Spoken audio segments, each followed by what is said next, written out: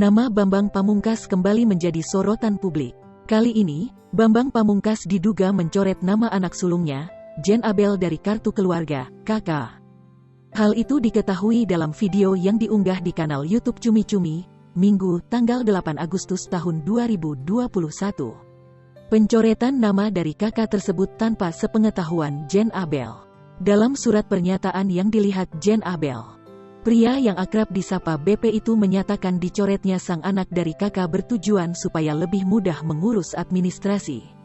Jen Abel sendiri merupakan seorang mahasiswi yang menetap di Solo, Jawa Tengah.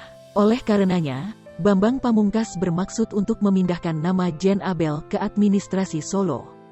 Ini supaya administrasi lainnya yang mungkin dibutuhkan Jen Abel bisa diurus dengan lebih mudah.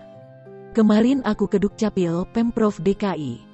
Katanya di surat pernyataan ayah itu bilang kalau alasan dipindahkan dari kakak, kata Jen Abel, untuk memudahkan administrasi aku di Solo.